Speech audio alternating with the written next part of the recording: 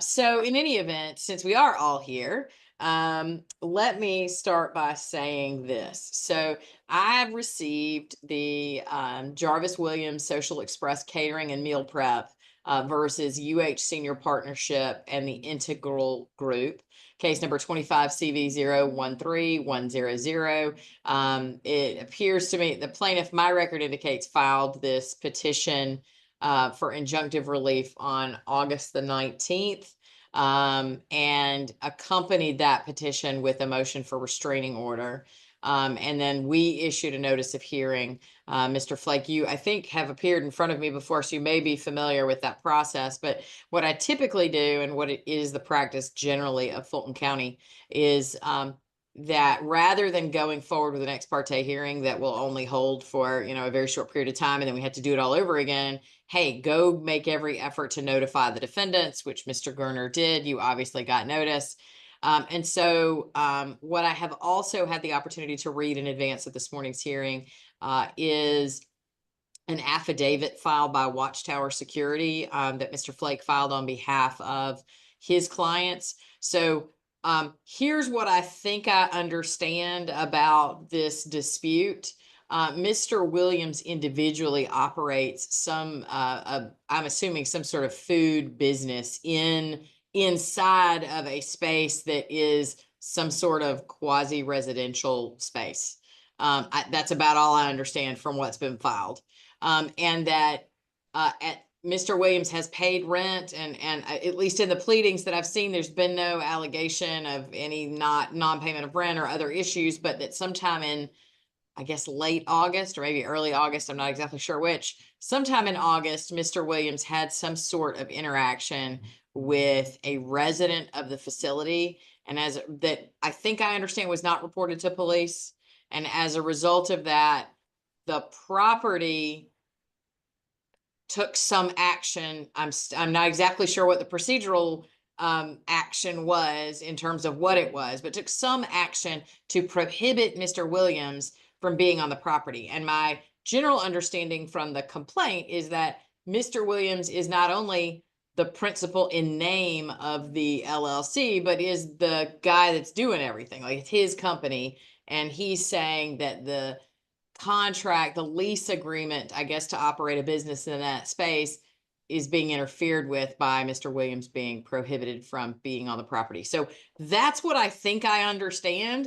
If I'm not complete or if I've said anything wrong, Mr. Gerner, you're the one seeking relief. So tell me what I've said wrong or what else I need to know, and let's take it from there. Yes, Judge. So it was reported to Your the Honor, county. I don't mean to interrupt, but may I pose a question? Yes. My understanding of the posture that we're in, and Your Honor did a remarkably good job in a short time of summarizing what I think the plaintiff's view is. I would just ask that Your Honor apply the judicial skill of reserving any judgment until you hear the other side, which I think you'll find is dramatically different as a matter of fact. But my understanding of where we are is that while it's not a true ex parte hearing, we are operating on an emergency basis for a TRO hearing, meaning that the court is called upon to decide whether there are specific facts indicating an urgent and immediate irreparable harm. So, in other words, I have still had very limited time to prepare. I haven't had time to prepare papers. We're going to ask Your Honor to deny this. We think it's due to be denied, but to the extent that the plaintiffs want to persist in this effort to seek injunctive relief, then we, of course, would ask that this be noticed for an actual interlocutory injunctive relief hearing, in which case then the court would have a more fulsome record, would have briefing, and would look at the legal issues in the case, which is an important aspect of it because there's some major issues about the fundamental merit of a number of these cases. So, in brief, I just wanted to make sure that the court's understanding was the same, was that we're here operating under that, under that TRO standard, that heightened standard. You are You are correct, Mr. Flake. And I should say, before I throw it over to Mr. Gerner, given your very recent entry into the case, Mr. Flake, have y'all had a chance to discuss whether there is anything that can be worked out among the parties? Because oftentimes these TRO hearings, once everybody gets together, the parties, especially in my experience in a business context, are able to resolve those issues. Have y'all had a chance to talk, and do you think that me sending y'all to a breakout room to have a conversation would merit any fruit, Mr. Gerner? We haven't had an opportunity to talk. I'm more than willing to. I find in civil cases, a lot of times when counsel can get in a room together, we can get things worked out. So if Mr. Flake has no objection, I would be fine with going to a breakout room to discuss for a couple of moments. Mr. Flake, what are your thoughts? I am happy to discuss. In fact, I'd be delighted to discuss a resolution of this with Mr. Gerner. I would say this, though, Your Honor, and it goes to part of what I'll share on this motion. More than a month ago, Mr. Williams agreed to resolve this issue. From our perspective, agreed to these restrictions and agreed to move out. And I'll show Your Honor that email that indicates a clear written acknowledgement of that. So, okay. Well, let me interrupt you for a moment, Mr. Flake. I apologize because I do have a criminal calendar that starts at 9:30, and so I need to be efficient with my time. And it feels like, given your respective positions, even if you are able to work it out, I think it may be best for us to go forward today. So we're going to forge ahead and ask Mr. Gerner to go ahead with his presentation. Again, the reason that I started out with a recitation of the facts is just to try and help you understand that you don't necessarily need to educate me about at least the minimal facts that y'all have pled so far, and take it from there so that you can be as efficient with your time as possible, Mr. Gerner, in terms of focusing on why it is an emergency and why immediate relief is necessary now. Yes, Judge. Your recitation of the facts for the most part correct. The police were contacted. The police did do an investigation. They initially issued their own Atlanta police criminal trespass notice against Mr. Williams. That has since been withdrawn by the police department. The captain of the police department has updated the police reports because I guess she felt like her officers did the incorrect thing, and in my understanding, basically escorted Mr. Williams back onto the property. The only reason that this is an emergency at this point is there is a trespass notice that has been issued by Integral to Mr. Williams, who is the principal. And I would note for you that there's a lot of case law that says the landlord has no right to forbid a person to go upon the premises in the possession of a tenant by the latter's permission and for a lawful purpose. That's 322 Georgia App 316. And that's a quote that goes back some time. Your Honor. Certainly, but I would imagine that what's unique about this circumstance is that in order to access the space that he has leased, he has to walk through and access common areas that involve interacting with other residents against whom, at least right now, Integral has argued he need to be protected from Mr. Williams. Yeah, Your Honor. The way the layout is essentially there's a back loading dock that Mr. Williams uses. He goes into the building and then gets on an elevator, and it basically takes him directly to his kitchen. Like you did point out, he is the principal. He runs this business. This is his business. He has 1 or 2 employees. He has a large city contract serving food to after-school children through the city that he would lose if he's not able to perform every day. That contract is if he was to lose and not have access to the building, he would lose access to that contract, and it's cause him his business irreparable harm. I think, and the emergency is anytime he might go onto this property, he's facing threat of arrest, which can also impact his contract. So I think between those two things, we're entitled to a temporary restraining order, and then of course to come back to argue more permanently for an injunction at some point in the future. Okay. The judge sets the stage calmly, but the air is thick with tension as both sides prepare for a fight. Before I hear from Mr. Flake, what about his representation that at some point, well, actually, I have a couple of questions. So I'm not sure I understand what this space is. Like, is it because obviously I'm hearing the word resident, so I'm assuming that these are people who live in this space, but also Mr. Williams is operating a business, and those So two things happening in the same space aren't that common. Um, yes, Judge. So it was a assisted living facility okay, and then it was converted over into independent living. So Integral no longer needed the commercial kitchen because they no I longer see. serve meals to the residents. Okay, So the kitchen within it is from the when it was an assisted living facility, and Mr. Williams now uses it as basically a ghost kitchen where he prepares meals and then takes them out to deliver to the community. He has a oh, contract interesting. with APS, Okay. things like that. And I apologize. What was your second question? I'm sorry.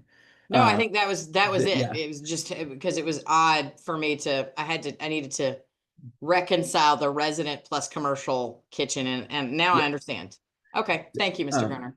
Um, and oh, and then my second question, the second question I had was, what of Mr. Flake's representation? I'm sure I'll hear more about it in just a moment. That there had been some discussion so clearly your petition asserts, and I've gone back and looked at it now when I was saying I wasn't sure, that this incident happened in early August. And there was, I don't know what, because these are just pleadings at this point, but clearly there was some negotiation and discussion between Mr. Williams and Integral about his lease, because there was a discussion of the fact that the deposit he had paid would constitute rent through November. yeah, And that you have alleged, and so I'm assuming Mr. Flake is going to say that as part of that negotiation, Mr. Williams agreed to leave the space, although I don't know when or how, presumably when his lease ran out. Can you update me on yeah. your understanding of that, Mr. Garner? So if it's the email I have seen, the email said he would attempt to leave if he could find another commercial kitchen space that would meet the needs of his business. When you open, I've learned a lot the last couple of weeks about opening a kitchen. You know, there's a lot of steps you have to go through. You got to get it inspected. It has to be cleaned and everything else. He said if he could find a place to go to, then he would put in his 90 days or whatever notice to terminate the lease. I mean, it's a 3-year lease with an option to do 3 more years that was just started in February. So he said he would attempt to leave if he was able to find a space, but he never made that he never gave them the written notice, I am leaving, if that makes sense. Okay. And then I will also note, Mr. Flake, that the affidavit that he submitted was an affidavit from a security company that certified that there's some link that I am not able to access right now because I'm just looking at a PDF with a link address spelled out. But there is some link that this altercation with the resident that resulted in the criminal trespass warrant was recorded.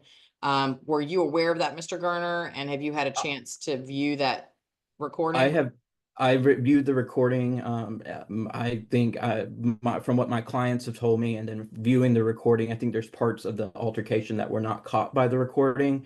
Mhm. There was an elevator. Our position is that the resident was the aggressor, and that there was an altercation. I will freely admit to that, but that the resident was the aggressor, and that Mr. Williams was protecting his wife from a resident that placed his hands on his wife first. Understood. Okay, understanding that is your motion, so I'm going to let you have the last word. Anything else you want to add for now before I turn it over to Mr. Flake? No, Judge. Okay, thank you, Mr. Garner. Mr. Flake? You're muted, Mr. Flake. Wouldn't be a Zoom hearing if I didn't have to say that at least one time. But believe me, I know one would think. Recognizing that the court has a 9:30 hearing, I will get to the critical piece, which Your Honor identified, and that is, as a property owner and a landlord, there is a duty to keep premises safe and secure. And the landlord, based on an incident that I'll review with Your Honor, made a determination as to an individual, not as to the business, that there is a threat to safety and security on the premises. There's no emergency.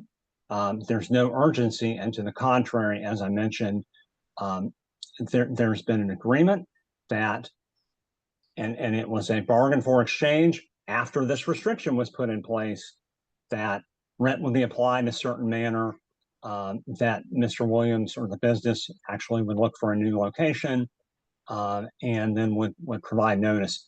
I think the most important thing I can do, and I suspected that we have a short amount of time, so I was able to put some slides together that highlight Hints that the other side might be hiding the real truth behind legal smoke and that until these issues can be sorted out, until the court can weigh in as we think it should on the fact that this lease has been modified and that these claims don't have merit, and he cannot come into the space. If anyone should be seeking an injunction, it should be integral. So as a TRO matter, we ask that this be denied, and I'll talk to Mr. Gerner, and I, again, welcome the opportunity to try to resolve this. But if the plaintiffs want to persist in moving forward, then we will ask the opportunity to file papers, to put a more fulsome affidavit in from integral and other evidence as necessary, have a hearing and have this completely denied so that there's no possibility looming of Mr. Williams coming back onto the premises. Thank you, Mr. Flake. I have one question before I throw it over to Mr. Gerner for rebuttal. The emails that you were showing me very briefly, while, I understand you're pointing to the discussion of acknowledgement, it seems like, of some indication of intention to leave and negotiating how the rent will be paid. It looked like some of the discussion was, as long as you give us 60 days notice. Is your position that the agreement in that email where Mr. Williams is negotiating constitutes that 60-day notice? Is that a question for Yes, Mr. sir. Gerner? No, that was for you, Mr. Flake. It looks like to me, and I'll send Your Honor the full email, and this is also what I understand from my conversations with my client, that that if the business without Mr. Williams, in theory, if it wanted to continue in the space without his presence, I don't think anything in the email says this is the 60-day notice or necessarily that we're leaving. That was my read on it. But okay, and so that was really my question, is that if Mr. Williams were if Social Express Catering were going to vacate, your client's position is, although there was discussion about 60-day notice, because that's what the email said, as long as you give us written notice of 60 days, that notice hasn't yet been given.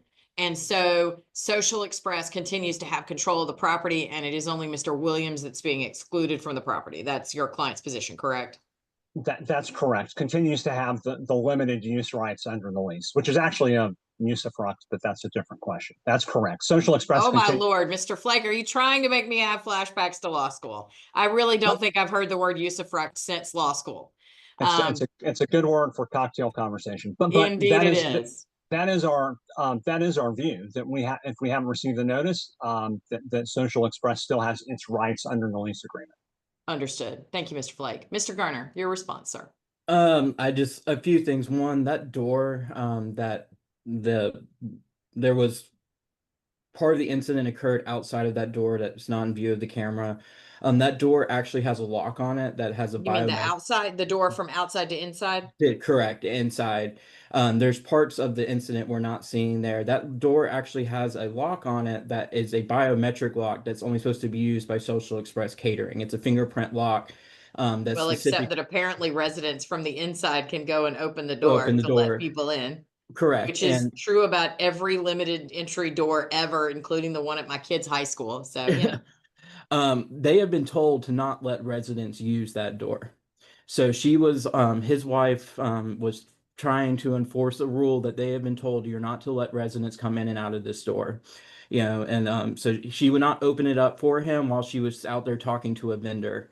That resident then called that older woman to come down and let him in violation of the rules and regulations that Social Express Catering has been communicated by Integral. That resident came down he called that resident. He said, I'll come get in that door. Called that resident to come let him in. And he started Forgive me for interrupting, Mr. Garner. Yeah. Question. Do you know who the young man is with twists that's in the picture? I do. Because I mean, when I first saw it, I thought, oh, maybe he's an employee of Social Express Catering or something. I do. He's not a resident. Okay. He was accompanying the older gentleman. Okay, Mr. so Brown. he's just someone associated with one of the residents. Okay, thank you, Mr. Williams. Go ahead, Mr. Garner. And my understanding is that the resident started cussing at Mr. Williams' wife. started threatening her, and then then we see what happens on the security camera. Essentially, the security camera does not give the full picture. And then also integral to the credits, acknowledging that the resident did pull a knife at some point in the incident, which escalated the situation as well. Your Honor, again, our position is that Mr. Williams is the business, not to mention he signed the lease, and that this business can't operate, and it's threatening a large city contract that Mr. Williams has if he cannot be on the premises. Well, let me ask you this, in terms of the emergency and the threat, while this is all very unfortunate, and I understand the, identity that Mr. Williams has with his business, but this happened in early August, and Mr. Williams, I think, has been excluded from this property for the better part of a month and a half. I understand the argument that his contracts are endangered, but has Social Express continued to operate during that last month and a half? And if it either hasn't, or if there's been some limitation on its ability to operate, that might be more persuasive that there was some sort of emergency. My understanding is that essentially Mr. Williams was excluded from the property for 3 weeks, in that he did his best to run the business remotely. His wife, who is a full-time Grady nurse, was basically using her off time to go onto the premises to help keep the business afloat, while he was excluded from the property. Your Well, Honor, let me make sure I understand. So when was he first excluded from because you say it like it's a closed window and that he's no longer been excluded. And my understanding is that exclusion continues now. legally it continues now. Yes, Judge. There is still a trespass letter in place. Okay. Okay. And And- so, I'm sorry? Just, Your Honor, I didn't mean to interrupt. There's nothing in the verified complaint, nothing of any specificity about any of these alleged harms. I just want I to know. understand. Okay. Anything May I else, have- Mr.? So, Mr. Williams, I'll tell you, like I tell everybody when they're in front of me, if you Sure. want to hear from me, you're welcome to address the court. It is absolutely your right to do so, but you have a very good attorney. And if you want to take a break and speak to them so that what you want to tell me can come through your attorney, that's usually best. Okay. Just because I understand. you've gone to the trouble to get an attorney and your attorney knows what they're doing, and you should let them, they might need more facts from you, but you should generally let your attorney talk for you when you can. Okay. Understood, Judge. Okay. Thank you. Now, having said that, do you want to take a moment to speak to Mr. Gerner or?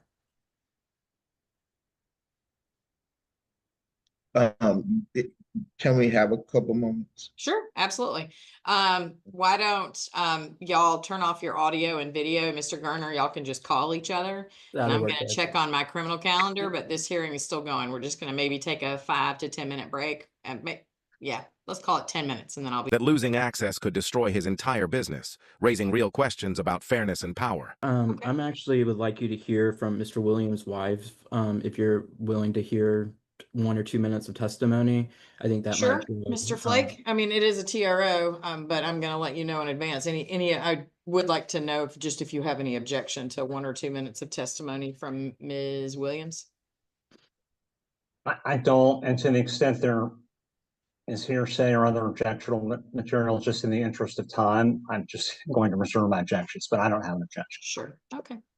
Mr. Gerner, you can go ahead. Ms. Williams, can you unmute the Zoom that y'all are on? Thank you. And if you'll raise your right hand. Do you swear the testimony that you're about to give the court will be the truth, the whole truth, and nothing but the truth, so help you God? I do. Okay. Thank you, ma'am. Go ahead, Mr. Gerner.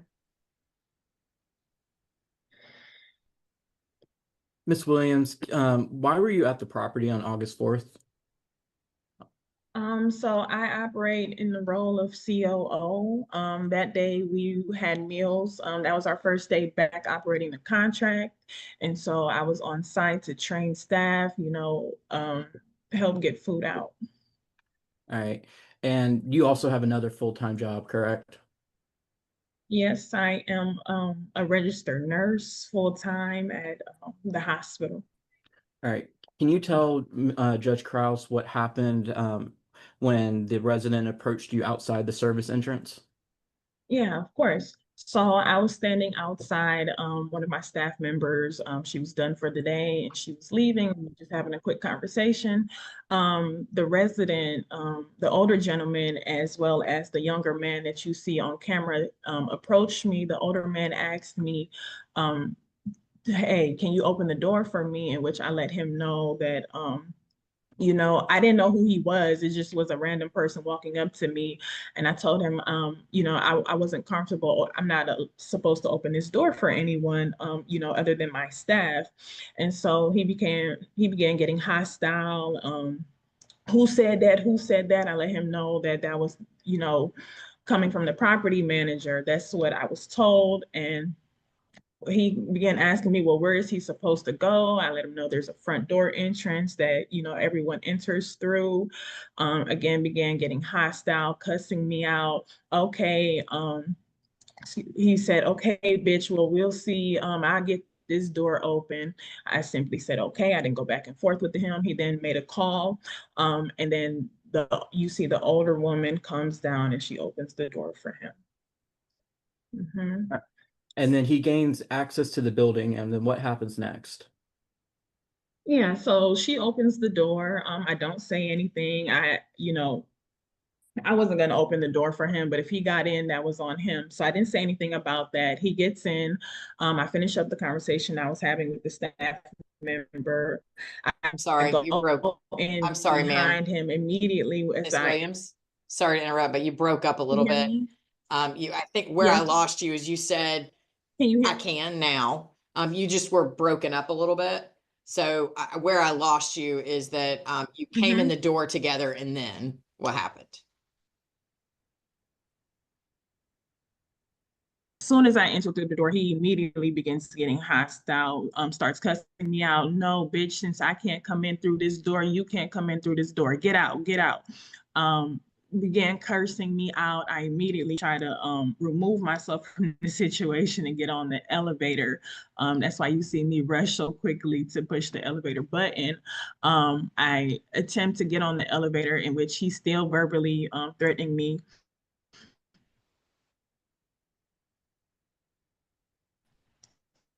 I tell him, and then I proceed to try to get on the elevator, in which he's still cursing me out and attempting to now get on the elevator with me while continuing with the verbal threats. I say, hey, can I please get on the elevator by myself? Because I don't feel comfortable with you getting on the elevator with me. He still tries to force his way in. I put my hand up and I say, can you please wait? Our kitchen's on the first floor, so I mean, the elevator doesn't take long to come. I asked him, can he please wait? Can I just go up by myself? I continue to reiterate that, in which he continues to force himself onto the elevator. He begins trying to take pictures of me and, oh, I'm going to take a picture of you and give this to the property manager.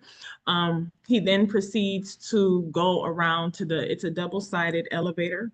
So he proceeds to go onto the other side of the elevator and push the button, and it opens the door. He's able to get onto the elevator with me, in which he continues the entire time. He's still threatening me, cursing me out. Once he gets on the elevator with me and the doors close, he then goes, bitch, I'll punch you, bitch, I'll punch you, in which he has his fist up to me, threatening me in the elevator, and he pushes me while I'm in the corner of the elevator by the buttons. And in this moment is when I frantically call my husband, and I tell him, hey, I'm being attacked on the elevator. And he runs down. When I call my husband is when you see the resident flee off the elevator and he tries to escape. And so because I didn't know who this man was, I followed behind him to get a picture of him, because I don't know where he's going, and I wanted proof of what happened to me. I don't know if the cameras work in the building or not. And I don't know, there's not even a camera on the elevator. And so I went after him to try to just get a photo of the gentleman, because I didn't know who he was. And that's when you see my husband comes down the stairs and meets the gentleman in the at the bottom of the stairs there. Thank you, ma'am. Mr. Garner, anything else? No, Judge, that's all the questions I have. Okay. Mr. Flake, any questions for Ms. Williams? Yes, Your Honor. You mentioned Ms. Williams, that outside the building, that you thought this individual was hostile and was using negative language towards you? Is that what you said? That's correct. You could have walked around the building at that point and used another entrance yourself, correct? No, Now, this is the moment that changes everything as the defense drops the bomb. Actual video footage. that's the entrance we use. You could have used another entrance, correct? It's I mean, could I have walked to the front? Yes, No. ma'am. No, You couldn't have used another entrance to the building? no, Physically? that is our entrance. No. Did you have the ability to go to the front of the building and enter that way? Not at that moment, no. All right, because you weren't physically able to, is that why? You're saying you couldn't walk there? It wasn't closed, was it? The front entrance? Right. I'm not sure. After these hostile words, you didn't call the property manager, did you? I personally don't. I did not call the property manager. I don't have the property manager's number. Right. And you didn't try to look it up at that point, right? I'm sorry. You didn't try to look up the property manager's number, did you?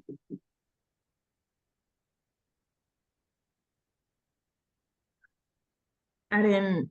Not at that moment. No, I didn't think I needed to. No. And as we saw on the video, you walked in together with the resident into the building, right? No, he walked in before me. And you walked in behind him, correct? I walked in after him. Yes. Right. So you weren't afraid for your physical safety, right? Because you followed him in. Is that right? No. Now, you opened the elevator. You didn't have to open the elevator, did you? Yes, that was the only way I could get upstairs at the time. You could have used the stairwell, right? I believe I had some equipment with me that day, actually, that I couldn't But you carry. could have, ma'am, you could have used the stairwell, right?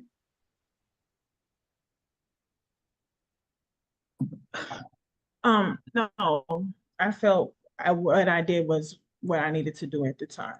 Tried to remove myself from the situation the fastest I could, which was get on the elevator. And you didn't remove yourself from the situation when you ran after the resident, right? As we saw on the video. In an attempt to get a picture of the person who attacked me. Ma'am, my question was, you Mr. didn't. Flake, Mr. Yes. Flake, you've made your point on that Understood. issue. You can move on. Understood. The video appeared accurate, didn't it? You didn't. I mean, that's what we saw was what happened, Ms. Williams, right? Yeah. There are missing parts in the video that you don't see. You don't see him on the video attacking me at all. There's no video footage in the elevator. I'm the one who called the police about my attack. No one here is looking at me as the victim in this situation at all. I'm the one that was physically assaulted first. You don't see that in any of the video footage that you showed today. It appeared, Ms. What? Verbally assaulted me. The video doesn't have any audio, nor does it have any footage of what happened in the elevator. The only reason I called my husband was because I was physically being assaulted, in which the man actually did have a pocket knife on him at the time of my assault, in which I didn't know. So this could have been, it could have went extremely bad for me. I was by myself in a situation where I was locked in with on the elevator with this guy. He could have, hurt me even than he did that day. So. Ma'am, we saw on the video that there was probably less than 30 seconds in the elevator. Do you agree that we saw on video that you appeared to put hands on this individual in the elevator first? Is that what you saw? So No. you see, no. All right. No. You Your see Honor, me put my hand up. Your Honor, I don't have any further questions. Okay, Mr. Gerner, any follow-up on those questions? No, Judge. Okay, thank you, Ms. Williams. Anything else, Mr. Gerner? No, Judge. I've just again, nothing in the lease allows this exclusion. I mean, this is completely a contract law. They are the victims in this case and are being treated like they're the aggressors. And you know, this was a traumatic attack. She was harmed. You know, this resident harmed her, and then you know, on top of that, you know, there's now a threat to their livelihood. And I would ask that you allow him access back into the building so that he can take care of his company, take care of his business. There's irreparable harm here, customer goodwill in this large contract, you know, that can't be fixed with monetary damages, you know, that could impair him ever being able to get a city contract again. And he has other customers as well. I would ask that you issue a TRO and allow him to resume. There's no threat to the community. You know, and I would also stress to Your Honor, you know, if there was a resident that attacked another resident, you know, Integral could not just issue a trespass notice. They would have to go through process in order to either declare their lease in default and file for an eviction before they could remove The wife finally takes the stand, trembling as she recounts the elevator chaos. the resident. It's the same here. You can't just issue a trespass notice against a tenant, especially against the tenant's basically sole agent. I think the case law is pretty clear about that. So I would ask Your Honor to issue the TRO. Okay. So there are two things that I want to look at. No, Mr. Flake, you don't get to say anything else. I know you want to. There's two things I'd like, Mr. Gerner.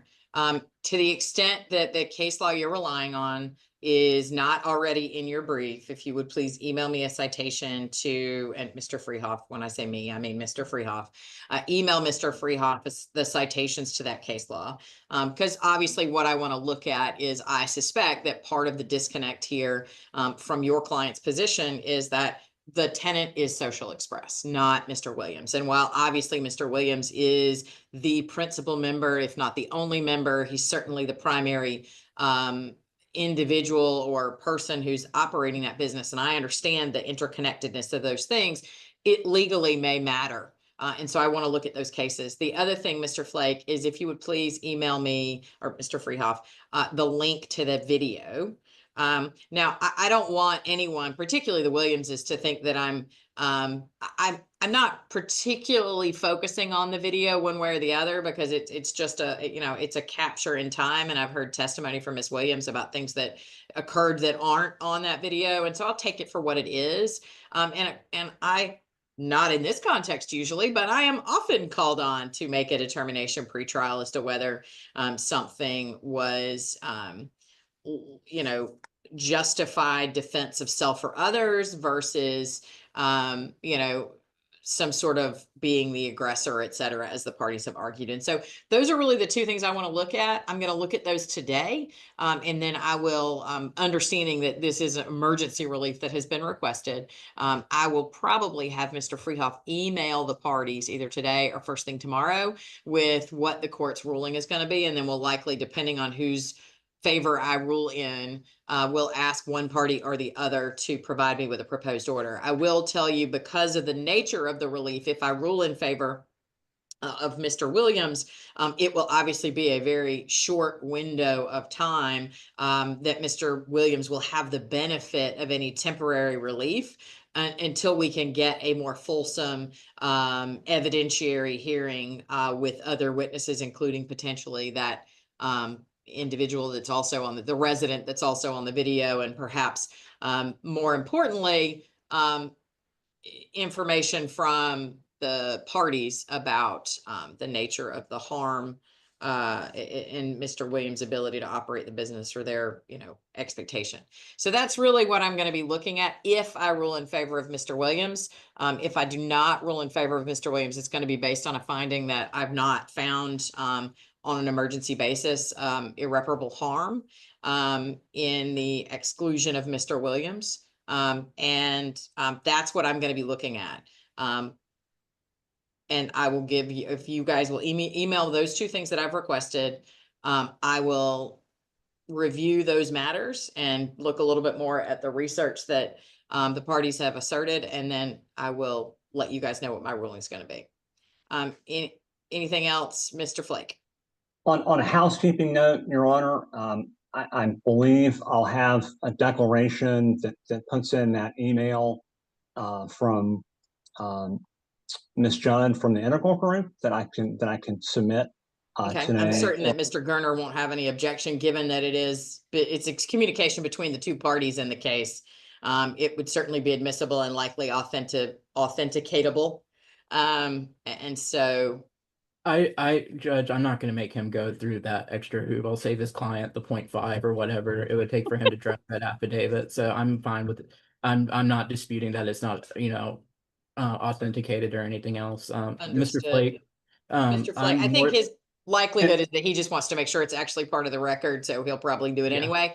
Yeah. Anything else, Mr. Flake, from a housekeeping perspective? Yes, I just wanted to point out that I referred to Integral or the Integral Group, but because it's salient downstream, I just want to make the point that there are separate entities, Your Honor. So Ms. Judd actually works for a separate Integral entity that is the property manager, Integral Property Management, LLC. The partnership is an Integral affiliate that owns this property. The Integral Group, LLC, which has been named, is a holding company for the Integral Group. So if the case weren't resolved and it moved forward, we would certainly be looking to file a dispositive motion on that. But I wanted to, out of habit, I wanted to make a note that those are separate entities, and I was just using Integral for shorthand. Understood. Mr. Gerner, anything else from your perspective, housekeeping or anything else? No, Mr. Flake, if you would like to have a conversation today, I'm open to that. Thank you, Mr. Gerner. I was going to suggest that the parties do that. And of course, if y'all have a chance to work something out, let me know before I send any emails that say this is what my ruling is going to be. Obviously, let me know as soon as possible if y'all have some resolution. Beyond that, I am going to leave it with you. Thank you both for your efficient and concise presentations.